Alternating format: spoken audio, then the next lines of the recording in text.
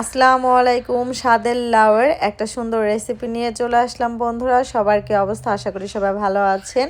তো চলেন যাই চিংড়ি দিয়ে লাউটা কিভাবে রান্না করি, সহজ একটা রেসিপি আপনাদের সাথে শেয়ার করে নিই।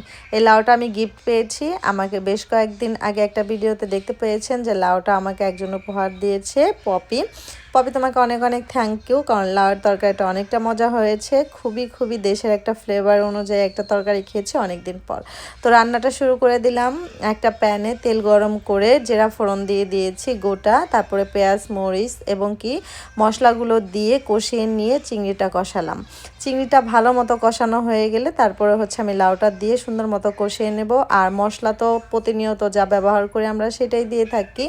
জিরা ফাঁকি, সোয়াস ফাঁকি, হলুদ ফাঁকি, মরিচ ফাঁকি, আদা রসুন এগুলো দিয়ে তারপরে এটা কষানো হয়। যাই হোক, লবণটা অবশ্যই দিতে হবে। তো আমার চিংড়িটা ভালো মতো কষানোর পর লাউগুলো দিয়ে দিয়েছি।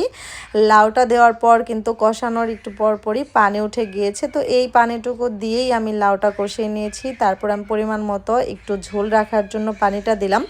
এখন ঢাকনা দিয়ে একদমই পানিটা শুকিয়ে নিয়েছি। যতটুকু আমি আমার পছন্দ মতো ঝোল রাখবো ততটুকু নিয়ে রেখে দিলাম। এই বন্ধুরা লোভনীয় একটা তরকারি, অনেক মজা হয়েছিল। তো ভিডিওটা এ পর্যন্তই। আল্লাহ হাফিজ।